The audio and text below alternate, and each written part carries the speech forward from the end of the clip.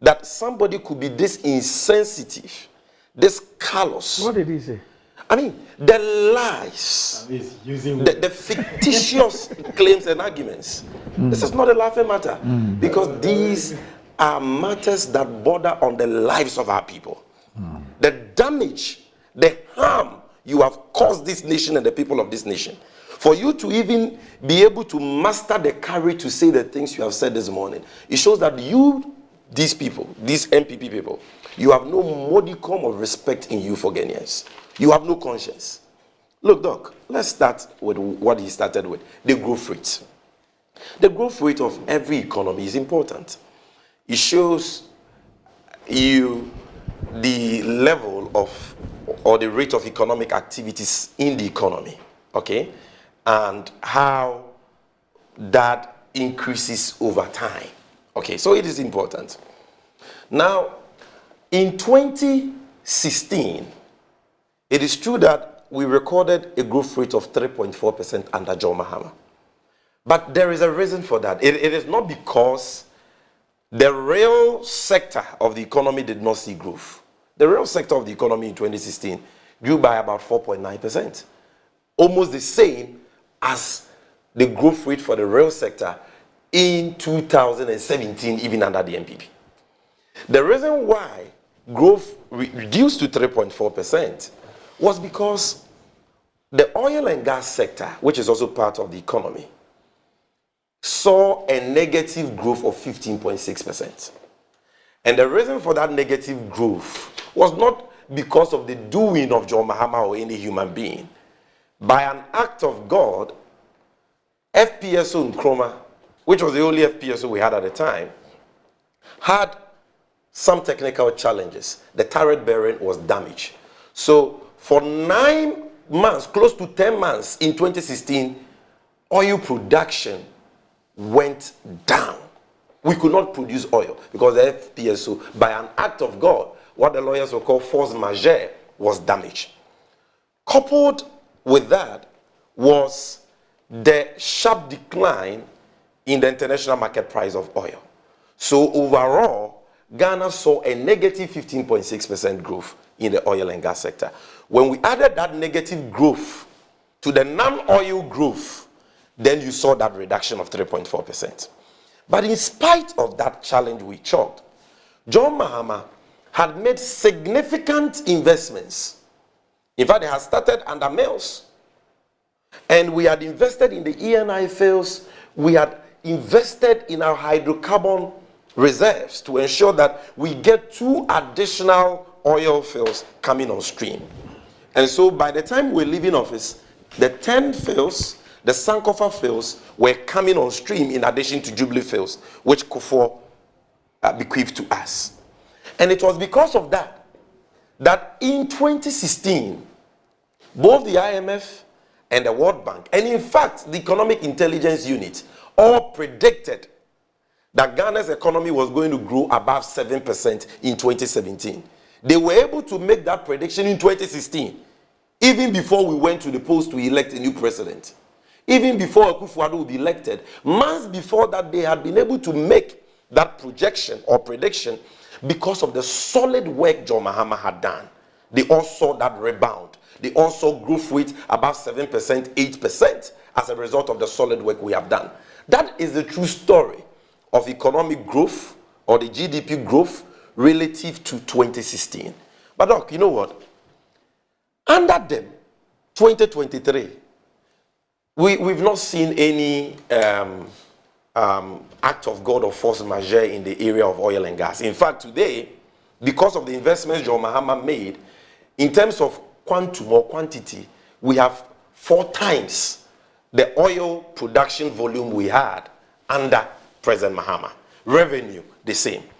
In fact, it is as a result of their recklessness and their high-handedness, the hostilities they have meted out to players in the upstream sector. That is why oil production has declined by 32%, because they are leaving.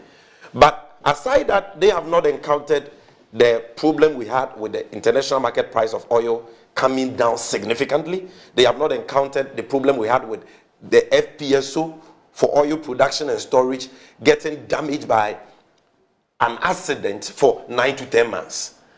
And yet, your GDP, your economic growth for 2023 is 2.9%. How is 2.9% even better than the 3.4% we bequeath to you? I don't even want to go back to our record in 2011. Please, you see, you have spoken. Listen, my brother. You've spoken about 1 hour. I didn't even cough. Don't echo me when I'm speaking. Don't echo me. When you were peddling falsehood, I was writing. So you to write. And look at this, argument they make. We are in 2024. Listen, this is basic economics. You compare like with like. Exactly. I am comparing the 3.4% growth rate for 2016 is the overall average GDP growth rate for that year.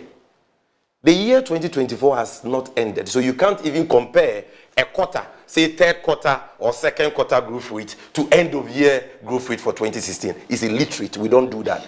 So what you can do is to compare the 2023 figure, because that one you have the end of year. And then you compare that to 2016. So the analysis I'm making is apt. So in terms, listen. No, I'm not referring to you. I'm saying that argument is uninformed.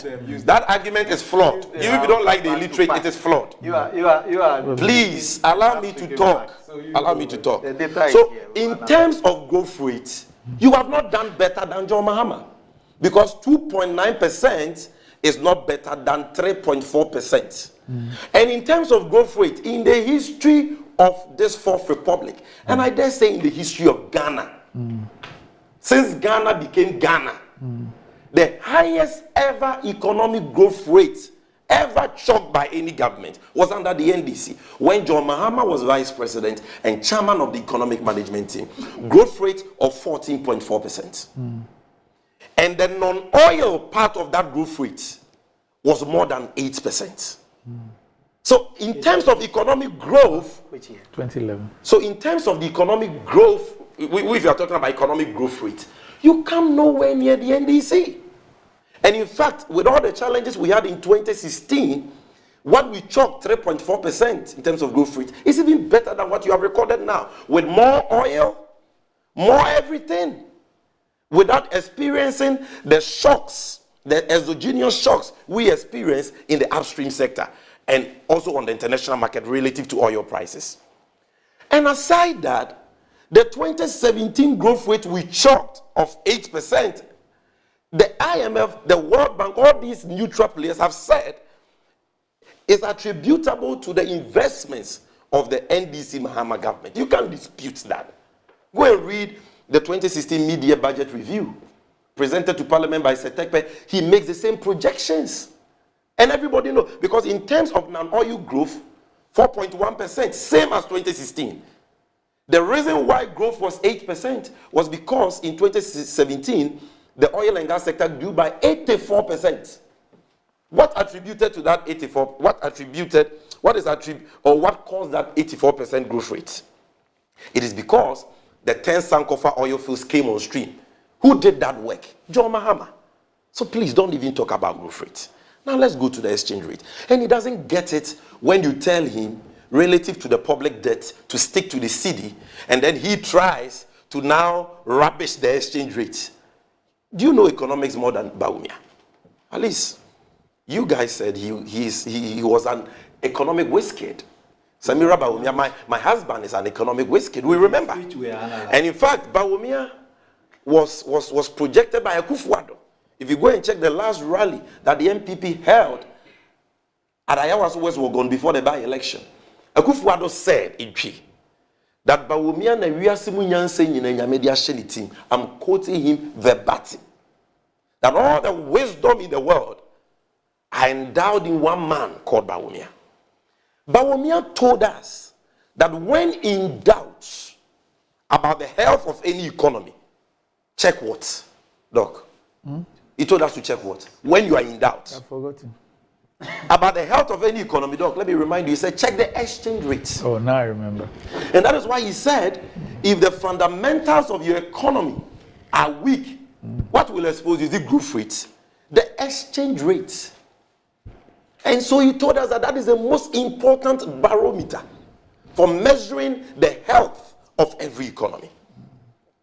Look, in 2016, when we were leaving office, end of year, the depreciation of the cedi was 9.6%. In 2022, the depreciation was over 54%.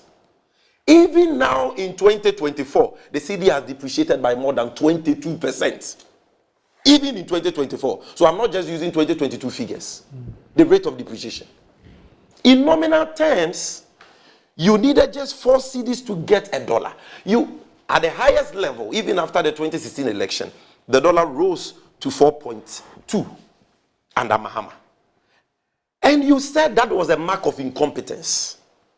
And you came in, appointed this man that, according to Akufo-Addo, had the magic wand to stabilize the cedi and to transform our economy. Don't forget that these are the same people who promised to transform the Ghanaian economy within 18 months. And don't forget that, according to Akufo-Addo, who is the president, the one who was going to lead that process was Bawumia. You recall his famous speech, Sidina Hata Hata. And after that, what did he say? He said, it is because of this that I have brought Bawumia to be my running mate. And he did. He made him chairman of the economic management team. And he was the one who adored the so-called solid economic management team. Today, from 4 cedis, 20 pesos, you need 17 cedis and over to get $1.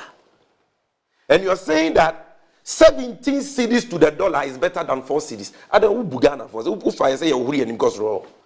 Such an insult. NS says the Bank of Ghana says it's 16.2. Who buys dollar from Bank of Ghana? You see the ignorance. Who buys dollar? You, if you're looking for dollar, will you buy it from Bank of Ghana?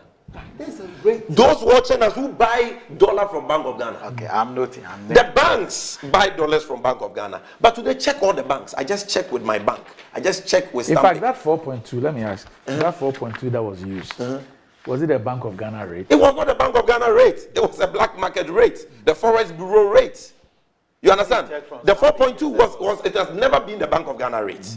If you're talking about, look, don't ask me questions when I'm speaking. You're not the host. I beg you. I'm speaking to Ghanaians. So I'm just with the moderation of the host. Don't talk when I'm talking. I beg you. Just hold on. Ernest, you have the data. When it comes to 10, help me with something. You see, you cannot use 4.2. You cannot use 4.2 to analyze when the NDC and GM left off and decide to use Bank of Ghana today, because that 4.2 or even the commercial banks. The 4.2 was not a Bank of Ghana rate. Yes. So let's be consistent. Yes. So the commercial banks will tell you that we buy at 15.8. They can even say 15.4. We sell at 16.3, 16.4. Do they have dollars? They don't have some of the dollars. You can go there and buy dollars. So we are buying dollars at the forest bureaus. And when Bawumia was giving those lectures of his, he was not using Bank of Ghana rates, he was using forest bureau rates. And I'm telling you that today, forest bureaus are selling dollar at 17.2, 17.1. The cheapest you get to be 17.0. Not too long ago, it's even few days ago, 17.5. Those watching us know there are people who buy dollars on a daily basis. Few days ago. Yeah. And even as I speak to you, look, let me tell you something. He referenced a certain publication 2 days ago, which indicated that the dollar has started appreciating. The cedi has started appreciating. The Bank of Ghana put some dollars in the system. Yeah, my Joe Online did a story. Let me read it to you. Let me read it to you. Let me read a story to you. My Joe Online, 12 November 2024, 2 days ago. Tuesday. cedi begins week promisingly. Despite heightened demand pressures, $1 equals 17 cedis. Yeah. So my John Online to is lying. No, but they are rates. They are not using central bank. That is the point, because no serious-minded person in today's Ghana will use central bank's rate or a commercial bank's rate when we all know that that is not the rate at which dollar is being bought in the market by businesses. Okay. That is the point. So if you look at that exchange rate, which according to Bawumia is the most important economic barometer for measuring the health of any economy, you have performed the poorest. You have demonstrated that you are incompetent, inept, clueless about economic management. You should not even talk when we are talking about economic management. It should even be haram for you to talk about the economy. It should be a taboo. Do you know what this has done to businesses? Look, if a businessman needed $10,000 in 2016 under John Mahama, what this means is that he only needed at most 42,000 cedis. Today, if he needs the same $10,000 without 1 cent more, $10,000, it will cost him 170,000 and over. In nominal terms, he has to cough up 128,000 cedis and over to get the same $10,000. You have no shame. You still want to insult our intelligence that this is better?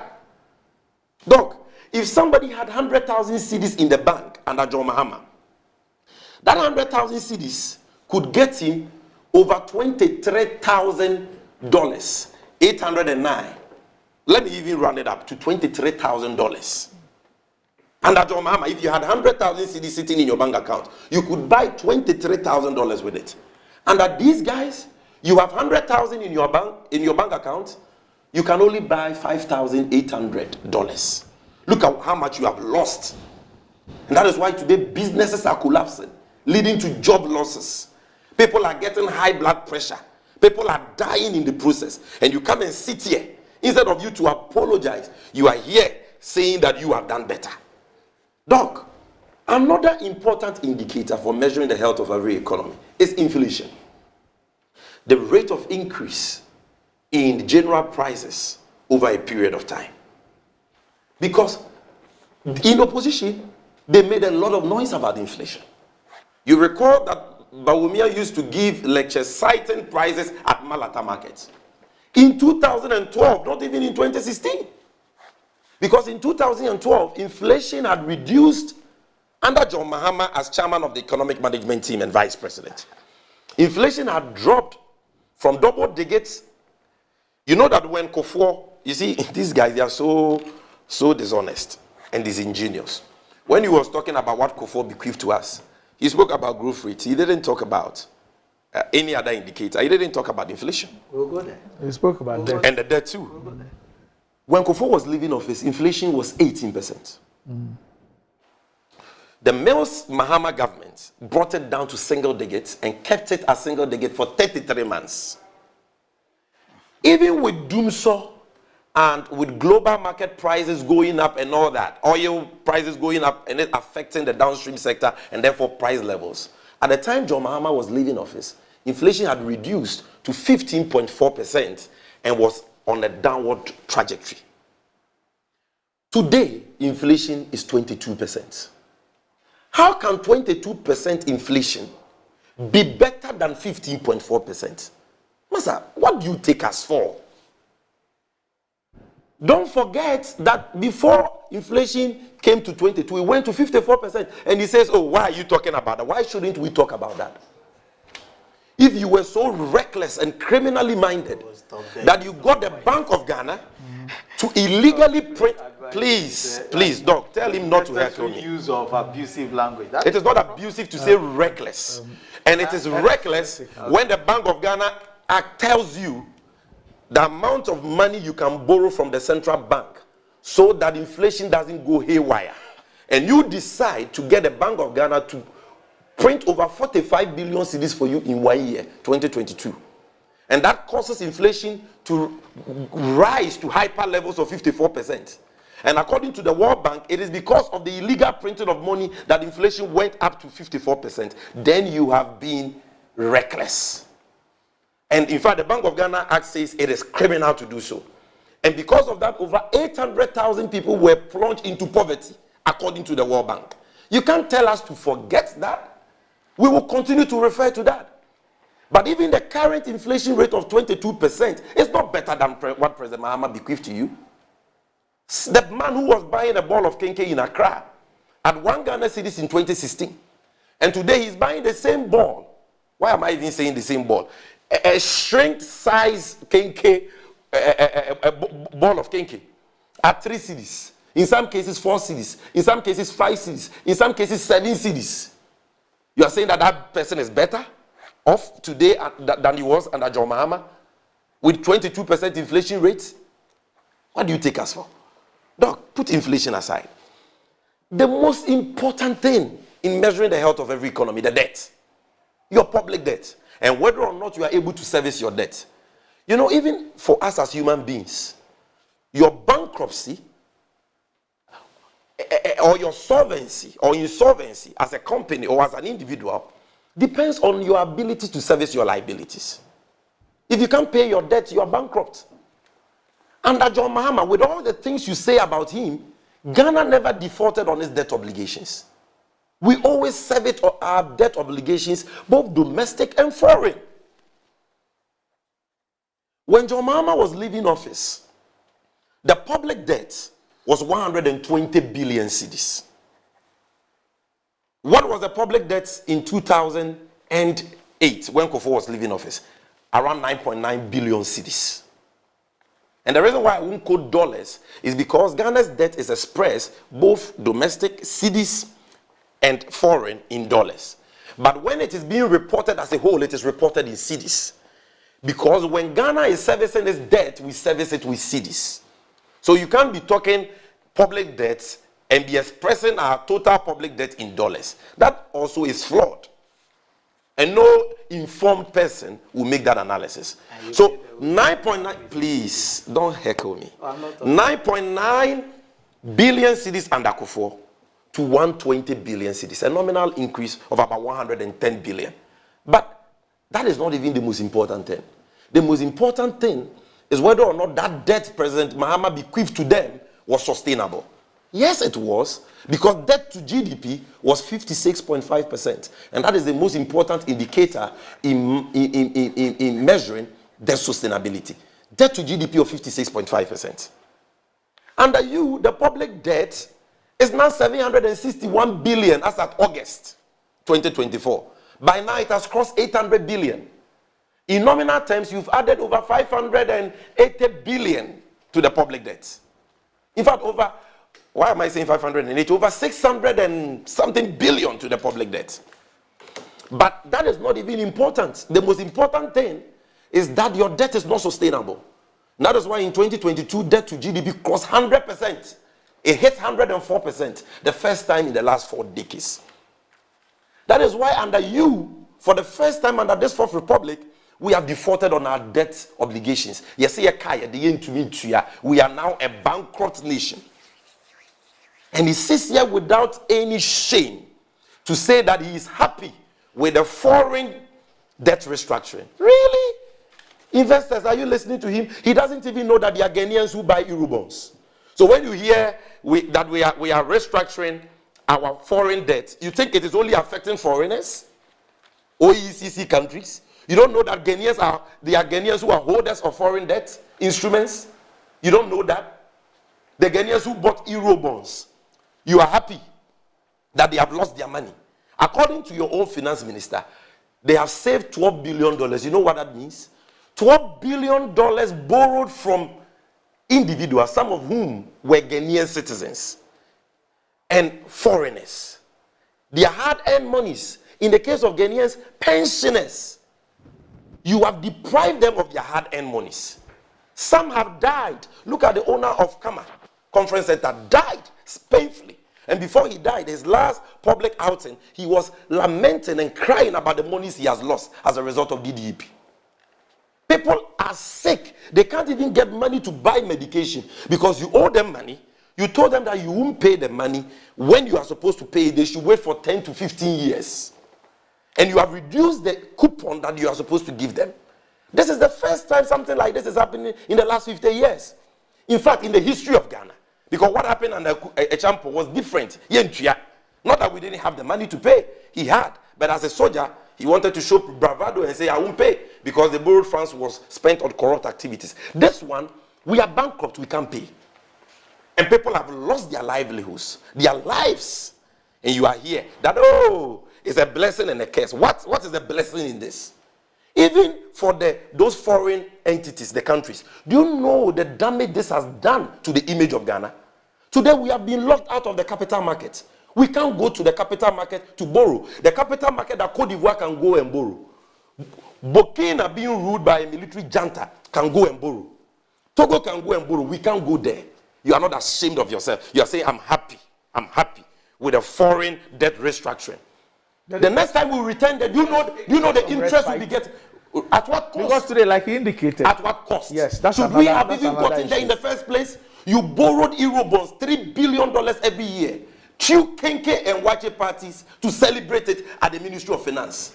Wasted borrowed funds on the rental of private jets, because according to you, the president had to bath in the skies. Wasted borrowed funds on the construction of a hole in the name of building a church for God, a church of evil, a church built on lies. You wasted taxpayers' money like that, and you come here, the taxpayer now has to pay for that through crude, painful financial haircuts. And you are here saying you have done better in managing the economy. When under John Mahama there was no haircut, those who lent to government could go to sleep knowing that government will always pay, and in fact we always pay our debt obligations. Our credit rating was B-, not the junk status it is today, not the baller status it is today. And you are here comparing yourself to John Mahama. Monfere. Look, interest rates today, 35 to 40%. Compare that to Mahama's time, 25%, at most 27%. How can you even compare? Unemployment rates under Mahama, according to the Ghana Statistical Service, 8.4%. Today, close to 15%. Nearly double of what Mahama bequeathed to you. Look at the hopelessness in our country. People have finished school, they are sitting home, and he was talking about nurses. You see, don't come and lie on Good Morning Ghana, because you'll be exposed. 2020 nurses, 2021 nurses, 2022 nurses, they demonstrated in July 2024. No, but he was specific. He said that the nurses who graduated from 2012 to 2016, that you could not employ. They have given them jobs. That's what he said. But which government did not employ nurses? Weigh arguments. And even the please, let me talk. Let me talk. Number one. You see, when you lie and you are correct, just accept. Just subject what they say to common sense. And you will see how hollow those arguments are. Which government did not employ nurses? So when John Mahama came, he didn't employ nurses. Under John Mahama and Professor Mills, we had a policy of automatic employment of nurses. But we still had issues with clearance. Clearance. There were delays, but they will always be posted. This is the first time that professional allied health workers have been home for close to 5 years. Ally? Don't we discuss that here with the Kuboy all the time? 5 years. The nurses, the last 3 to 4 years, they are home. 2020, 2021, 2022, 2023. So since 2020, all these guys are still home.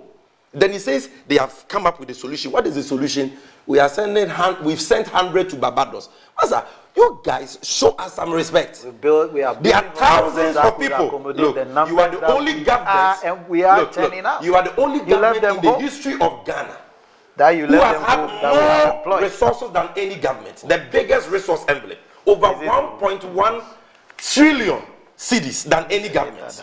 Yet you cannot boast. You cannot boast of one district hospital started and completed by you in 8 years. Please. John Mahama can boast of the Dodowa District Hospital started and completed. I said the only government in Ghana's history who happens to be the most resource in our history. Because Mills and Mahama had a total resource. We didn't even build our Please, why are you making the show noisy? You're being too disruptive. I'm not there. Total resource envelope of Mills and Mahama, 276 billion. You've had 1.1 trillion. When you say total resource envelope, what do you mean? The taxes, the borrowed funds, the grants, revenue from oil, gold, and so on. All the monies that have accrued to them. Mills Mahama, 276 billion. Cedis. Bawumia Akufo-Addo in 8 years, 1.1 trillion new Ghana cedis. Trillion new Ghana cedis. And I'm saying they can't boast of even one district hospital.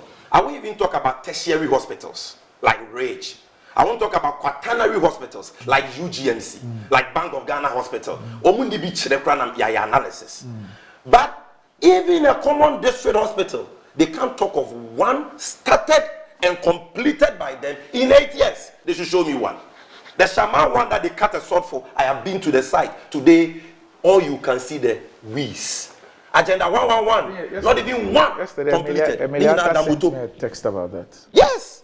So what are you talking about here? That you have created vacancies for nurses? Sammy, there are many hospitals that have been commissioned.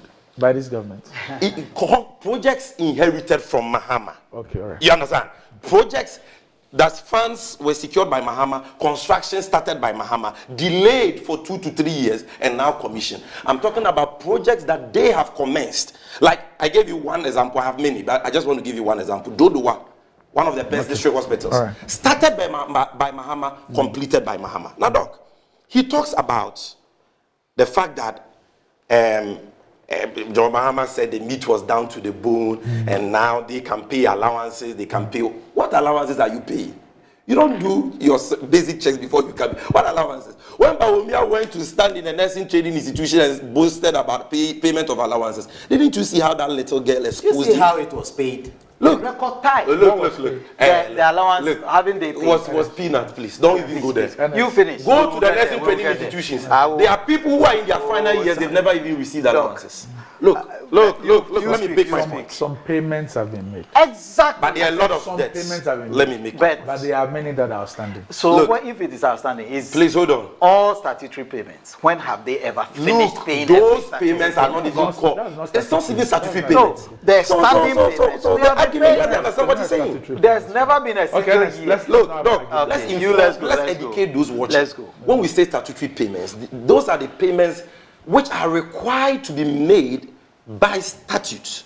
Allowances are required to be made by government policy. That is not statute. Explain to me. You say what you Let me make my point. I'm not explaining to you. I said I'm educating viewers because you are throwing dust into their eyes. Allowances are not statutory payments. You finish. When we talk about statutory payments, you are talking about District Assembly Common Fund. Those are the things we are talking about. You're talking about the GET Fund. Things like that. Payments that are supposed to be made in fulfillment of statutory requirements. And I'm saying that John Mahama did not cancel any allowances. He replaced allowances with loans. In any case, if your economy is so buoyant and all that, how come that you can't pay NABCO beneficiaries their 9 months allowances? Common 700 Ghana cedis. 700 Ghana. People have worked for 9 months, you have not paid them. You are here saying our economy can buy fuel, but it can't pay NABCO beneficiaries. It can't pay NABCO beneficiaries. And you are not ashamed. Doc, look at the real sector of the economy. Anybody watching me, Google the 2024 budget and check Appendix 1C. We need to settle this thing. Look, Appendix 1C of the MPP's own 2024 budget. Look at an important sector like industry. These are the people who pride themselves with 1D, 1F. Look at industry. Under John Mahama, industry grew by 4.3%. Now let's see the last 3 years. 2020 industry growth, negative 2.5%. Doc, are you listening? Yes. 2021 industry growth, negative 0.5%. 2022, 0.9%. 2023, negative 1.2%. You say you have done better? Doc, let's go to manufacturing. Very critical to the development of every emerging or developing economy. Under John Mahama, that you claim that the meat was down to the bone. 7.9% growth rates. He didn't claim. That's no problem. Because he's taking that statement out of context. Okay. If we have implemented the most revolutionary, public salary pay policy, which is single spine, which increased the wage bill, such that at a point in time, the wage bill was consuming over 70% of our domestic revenue. And because of that, John Mahama in contest said, the salary of public sector workers is taking away everything we are generating domestically. And it is within that context, he said, the meat is down to the bone. You can't take that out of context to mean that the economy was in a state of comatose. That is why I'm reading your own budget to show you the state of John Mahama's economy in terms of the real sector vis-a-vis yours. I've done industry. Look at manufacturing, your own budget, 7.9% under John Mahama. Under you, 2020, 1.9%. Okay? Manufacturing, 1.9%. 2021, 8.1%. Check 2022. Look, negative 2.5. 2023, negative 1.0. So in the last 2 years, manufacturing has been growing in the negatives. Industry, in the last 3 years, in the negatives. Look, construction. If you claim you are building hospitals and you are building roads and all that, we should see it in the numbers. Construction under John Mahama. Your own budget too. 8.4% in 2016. Come to 2019, negative 4.4. 2020, 3.1. 2021, 6.0. 2022, negative 4.0. 2023, negative 5.0. Negative 5. Construction. You want to talk about your economy doing better? Look, you cannot say by any shred of imagination that this economy can even be compared to the Mohammed's economy. An economy that cannot service its debt obligations, an economy that cannot pay NAPCO beneficiaries, an economy that is rated not by Ghanaians, not by NDC and PP people, but by sovereign credit rating agencies as junk, as baller, to the economy of Mahama, which was rated B-, which means stable with a positive outlook. Look, when Mahama was leaving office, the economy that was down to the bone had a sinking fund with $500 million in it for the payment of our debts. In fact, the first Eurobond, Kufuor borrowed. Mahama had paid part, 750 million, part of that, and it was left with about 500 million. He was so wise. And, you know, he had a foresight, so visionary, to bequeath to you $500 million to pay that debt in the sinking fund. Money given to you. He also bequeathed to you $270 million in the GIF, Ghana Infrastructure Investment Fund, for developmental purposes. The ones you gave to Akufo-Addo's and Kontafo to build a hotel at Airport City, Pullman. $270 million. That was what the economy, which was down to the bone, could do. He gave you a stabilization fund with $300 million in it. From our oil process, $300 million. And when COVID struck, you had depleted all our buffers. The only thing you could fall on was that stabilization fund accumulated under the Mills Mahama government, $300 million. When he says he left you money. Show me which funds Kufuor left money in for Atta Mills. Did he have a sinking fund? Did he have a stabilization fund? Did he have a gift fund? Even the IMF money John Mahama went for, about $947 million. We only assessed $500 million. $450 million of that Mahama left it for them. Money. Plus cocoa output of almost 1 million metric tons. Specifically 967,000. Today, what is our cocoa output? 420,000. You've collapsed the cocoa sector. You guys, you can't, why should you even be making this comparison? I mean, saying all these things about the MPP administration and saying all these negative things about them, you fail to account for the global health disaster, which is COVID. All right. And its impact on the Ghanaian economy. Okay. When you cannot discount that. 3 reasons. When you are talking about Ghana's economy under Mahama, do they account for the global factors of oil prices, gold prices, and everything plummeting to a record low, thereby affecting revenue? Do they even account for doing so? No. Number 2, how did these global factors jump our neighbors, Côte d'Ivoire, Togo, Burkina Faso? They didn't jump them. But Bawumia once upon a time in 2016, when we were talking about exogenous shocks, he quizzed, how did those exogenous shocks, those global factors, jump all our neighbors, Nigeria, Côte d'Ivoire? It wasn't not Bawumia who said that. By their worst, they shall be justified. By their worst, that shall be condemned. So I'm holding him by his own word. How did those global factors, how come that Côte d'Ivoire has not been locked out of the capital markets? Why is their economy doing well? Why has their economy even overtaken that of Ghana? Why is it that Côte d'Ivoire has not defaulted on its debt obligations? Same for Togo, same for Burkina, same for Nigeria. So that is neither here nor there. And in fact, those global factors, if you check the net impact of it, it became a blessing. How? Because according to the Ministry of Finance, COVID was a 12 billion problem. 12 billion CD problem. In terms of direct, but no, they were indirect problem. No, the indirect was 18 billion in terms of the revenue shortfalls. But COVID gave them more than that, more than 30 billion. In fact, in dollar terms, over $5 to $6 billion. In terms of COVID, no cry, Brunya Riakoko. What's the major say? They have so much money, and that is why they distributed. I don't understand what you say. That is why when you're speaking the guy, I don't understand, but I take it like that, so you need to take it like that. I must understand to ask you a question. So I'm saying that COVID rather became a bonanza. I only heard Bronya and Akuko. I mean, they use COVID as a bonanza for corruption.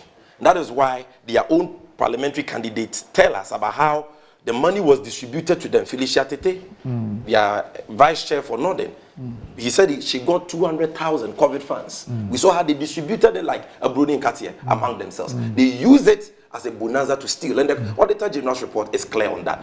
But Doc, look, he now invites us to look at the MPP's manifesto and check the bold solutions Bawumia is talking about. And Bawumia is talking about solar. Bawumia is talking about farm inputs. Bawumia is talking about consolidating our gold reserves. Look, these people, what do they take us for? I will always ask that, because if you don't say that, what you may say may not be palatable. If governance was about promises, then no community in Ghana would be experiencing water or toilet problems today. Why? If governance was about promises, then the people of Cape Coast, the good people of Cape Coast, would be boasting of an ultra-modern harbour and an airport today. If governance was about promises, then today Ghana would be boasting of concrete roads. If governance was about promises, then today we would have moved from taxation to production. We would have been transformed from a Gorgeousberg economy to an economy that exports more than it imports and add values to what it exports. What are you saying? Look, I am trying to say that Kwaterekwasi Obama to my anything. Meaning what? This Bawumia is not a stranger. We saw him in 2016. We saw him on the campaign trail in 2020. What didn't he promise? Bawumia. Bawumia. The one who went and stood in a church, Lighthouse Chapel, promised Bishop Dagiwad Mills that Ghana, the cabinet of Akufo-Addo has decided to now build only concrete roads because asphalt roads are not durable. They don't make financial sense. He lied in a church. No, you want us to take solar? He didn't lie. Bawumia, where are the model, what did he even call? Model senior high schools in Zongus? In all the 16 regions, where are they? The Islamic Medical University, where is it? Bawumia. We should take what comes from his mouth seriously. What planet was this man living in 2020 and 2016? Okay. This man, bereft of credibility? Okay. Look, Doc, so where were all these ideas? Where were all these ideas in the last 8 years? He wasn't the president. He wasn't the president, but he was the chairman of the economic management team. But he was still answerable to a boss. Yes, but the boss says he gave him the economy to manage. And that was his role. And then he comes to talk about good for oil, the good for oil that you have used as a decoy to steal money. For which reason we have promised to probe it. But God for oil is Bawumia's corrupt gig. No, who doesn't know? No. Ask those in the sector. No. That's just an allegation, Sammy. Okay. Nothing has been proven. Let me prove to you. Number one. Yes. The gold they are buying from the miners, at what price do they buy?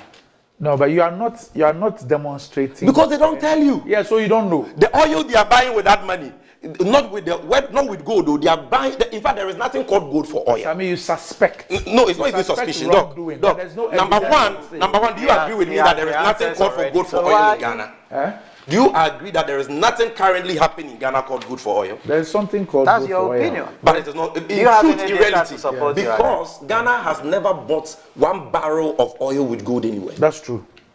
We pay money. That's true. So they are only using Bank of Ghana money to buy gold from small-scale miners, including Galamsey Gold. They buy the gold, sell the gold, make dollars, and use the dollars to buy oil. The price at which they buy the gold, they don't tell Ghanaians. And the price at which they buy the oil, they don't tell us. And they are making profit for their private but pockets. That's still not, at least go and check the books of Bank of Ghana. Why has the IMF asked that the Bank of Ghana halts the program? Because the Bank of Ghana has incurred billions of dollars, billions of cedis in losses as a result of that program. Who is going to pay? Me and you and I. It still doesn't make it corrupt. Very corrupt. But look, their day of reckoning will come. Then on this e-block thing, look, these guys, they can lie. He says that Get Fund says we completed 29 e-blocks. I can't even quote your numbers. 29 is that e-blocks. 22? 22. 22. That's what you said. Okay. I thought the figure was 29 because no, he said. In fact, the figure I also had earlier was 29. So they sent me this data. Maza, I can mention the e-blocks were being built by the Ministry of Education. They had direct oversight, right? When Professor Nana Jane Opoku-Agyeman was leaving office, in her handing over notes, she indicated 46 of those e-blocks, which had been the physical structures completed, finished. With the furniture, the labs had been furnished, the libraries, everything, and all that. In fact, most of them had even been commissioned by John Mahama. And the list is there. I have done a press conference and I've put out the list. Anybody listening to me, just Google John Mahama completed 46 e-blocks. You get the full list, the name of the school and the location. And this was confirmed by the first education minister of Akufo-Addo, who knows better than Adade and the Get Fund people, Napo. NDC built only 46 community-day senior high schools, Opoku Prempeh, March 7, 2017.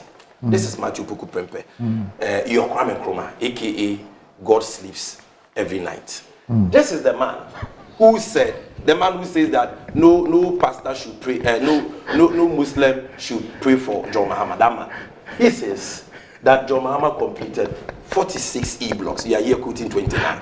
The reason why I even put the figure at 73, and in fact, when John Mahama was introducing Nana Jane to the Central Regional House of Chiefs, he mentioned 73 is that apart from these 46, which were ready to be operationalized, there were about 28 more. Look, there were about 27 more, right? Which had been completed, the physical structure, the school had been built. It was just left with some final touches and finishing, that some of which they have left to rot. I travel the length and breadth of Ghana. You go to communities that Mahama almost completed their community day senior high school. Like I went to Amenfi, was that Amenfi West? Amenfi West. They have one there. Okay? Samre Boy. E-block, almost completed by John Mahama, left rocked. Many of these schools, and he's here talking about e-blocks. How many secondary schools have you built? It was in this country, 2016, when Nana Komia held a press conference and said that, oh, John Mahama has cast sword for the construction of 123 senior high schools. That's the e-blocks. But you know what Akufo-Addo and Bawumia would do? They will build 350 secondary schools. Doc, did they promise that or not? They did. 350. How many of the 350 have you built? How many have you built? You say we have done 22, 29. It's all a lie. Have you done 22, 29 secondary schools? Have you done that? Have you done that? Doc, put that aside. Look, for me, and I don't even want to go on and on to respond to everything he has said, because traveling the length and breadth of Ghana, what I have seen is that the Ghanaian has become very discerning. They know their current state. They know what they are going through. They know the price at which they used to buy a bag of rice under John Mahama. And they know how much they are paying for that. And they know that there's not been anything close to a commensurate increase in their incomes. They know they are poorer and worse off today than they were under Mahama. And they know that this government doesn't care. They are not honest. They are not sensitive to their plight. And that is why in the midst of this suffering, the president can even build a statue of himself, okay, at an uncompleted project site to insult our sensibilities. They know. And I have no doubt in my mind. You see, the tsunami that is happening across the world against incumbents, Ghana's own will be special. You saw what happened in America not too long ago? Oh, Ghana's own will be special. The MPP, like their own Prophet Owusu Bempah says, when you get power, you must use it to better the lives of your people.